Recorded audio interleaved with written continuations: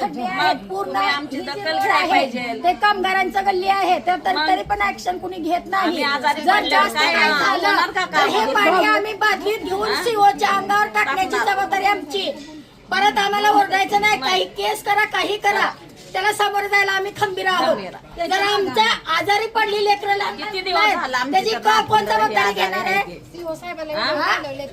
आम्ही व्हिडिओ टाकतोय आम्ही रोजच्या रोज तक्रारी करतोय. ऍक्शन घेता येत नाहीये का? तुम्ही तुमची घरभर फक्त इलेक्शनच्या वेळेस हातपाय जोडत तुम्ही पुढे येताय त्यावेळेस तुम्हाला घरं दिसतात गलीबोळ दिसतात. का ऍक्शन घेताना कळत नाही का? ह्या गलीबोळात लोक ज्यावेळेस तुम्ही फिरताय तेव्हा लोक अशा साड्या वर करून पॅन्टी वर करून जात आहे. परत कोण यायचं इथं 5-5 वर्ष तोंड दाखवत नाहीत. हा इलेक्शनच्या वेळेस म्हणजे तुमची घरं भरायला तुम्हाला पद पाहिजे त्यावेळेस तुम्ही लोक येत आहे होय होय करतो हातापाया पडताय आणि परत कोण ऍक्शन घेणार? परत कोण बोलणार?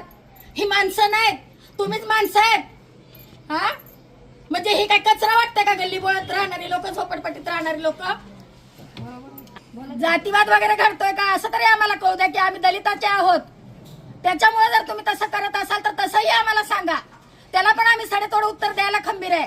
तुमच्याकडनं होत नसेल तसं लिहून द्या की आमच्याकडनं होणार नाही. आम्ही स्वतः ही घाण काढू.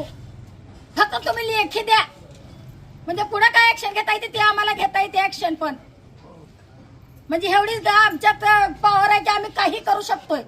पण तुम्ही काय करताय? 5 वर्षात एकदा येतात त्याचा काय रिप्लाय द्या आम्हाला की आम्ही असं असं करतोय. तुम्हाला हे